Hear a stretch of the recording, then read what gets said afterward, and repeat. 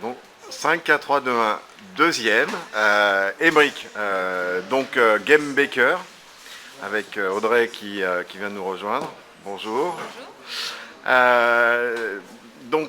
Tu m'expliquais juste à l'instant que voilà, il y a une vie après un grand éditeur de jeux vidéo et puis il y a aussi une vie pour le jeu vidéo en France.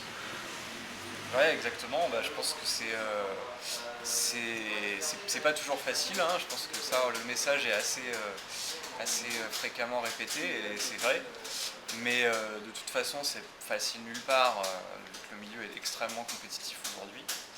Et, euh, et c'est vrai qu'on nous a dit souvent, et on l'a vécu parce qu'on a travaillé beaucoup à l'international avec Audrey, que c'était parfois plus facile au Canada où il y a des réductions des crédits d'impôt sur les gens qui travaillent dans le jeu vidéo.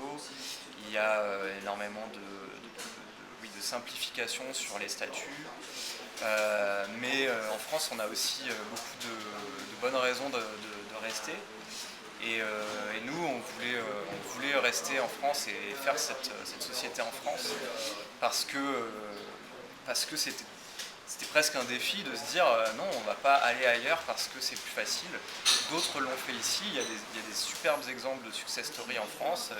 Il y a des sociétés comme Ankama, comme Quantic, qui aujourd'hui fonctionnent en France. Et nous, on a envie de faire partie de cette aventure-là. On a envie de se dire tout le monde a dit qu'on n'y arriverait pas, on y est arrivé. Et en plus, on profite de la culture française et de toutes les bonnes choses qu'on peut avoir ici. Audrey, tu confirmes? Oui, je confirme. Bon. Et sinon? Sinon, qu'est-ce que je peux ajouter ce que dit Emric Enfin, ce qui est intéressant, c'est que vous adaptez un petit peu les modèles du mode startup en quelque sorte. Vous avez une équipe qui est un peu déployée. Vous avez décidé de développer votre entreprise là où vous vivez, c'est tout. Hein. C'est aussi simple que ça. On a des fois des contraintes familiales ou pas envie, hein, tout simplement. On est bien où on est. Donc vous adaptez un petit peu les. Aujourd'hui, on n'a pas besoin d'être physiquement tous ensemble. C'est ça, on est la start-up 2.0 comme ils disent parfois. C'est-à-dire qu'on n'a pas de bureau, on a toutes nos équipes, on n'a pas de salariés. Essentiellement, on travaille avec un réseau de freelance en France et dans le monde aussi. Et puis, on réduit les coûts au minimum, hein, comme tout le monde. Et puis aussi, on bénéficie des aides du gouvernement français, le CNC notamment, qui finance une partie des budgets de production, des créations d'IP en France. Et donc ça fait 3 ans. Ça fait 3 ans. Vous avez fait combien de jeux? C'est notre troisième. Le troisième jeu, Voilà. vous avez dépassé des paliers, je crois, Avec sur les Squeeze, premiers. on a plus de 1,5 million de joueurs. On a Voilà. une série télé qui est en train de se faire. On a des comic books qui sont sortis. On a le deuxième Squeeze qui a fonctionné aussi l'année dernière. Donc ça marche bien. Et puis aujourd'hui, là, on a Combo Crew, notre nouveau jeu. D'accord. Global sur mobile. Donc un jeu qui est neuf, donc je repasse avec Emric qui a la commande. Donc au niveau du jeu, tu m'as expliqué que vous amusiez à imaginer à ressortir des vieux gameplays du tiroir et puis de recréer un peu l'ambiance canapé avec les potes. Voilà, c'est ça. L'idée, c'est quand même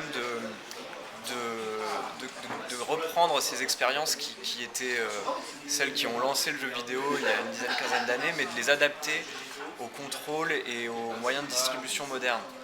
Et l'exemple avec Combo Crew, c'est que les jeux de combat et les beat'em all qu'il y avait il y a 15 ans à la Streets of Rage, Street Fighter, étaient des jeux qui marchaient bien avec des manettes, mais avec les écrans tactiles aujourd'hui,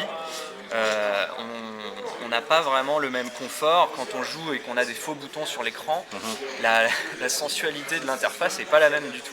Donc nous, ce qu'on fait, c'est qu'on se dit, ok, personne ne l'a jamais fait, mais nous, on va essayer de faire un contrôle du jeu qui soit cohérent avec un écran tactile. C'est-à-dire qu'on va glisser le doigt sur l'écran, on va maintenir, on va relâcher, on va utiliser des mouvements sur l'écran qui vont permettre de faire ce qu'on faisait avant avec une manette. Donc la sensualité de l'interface dans du Exactement. Donc là, beat'em all.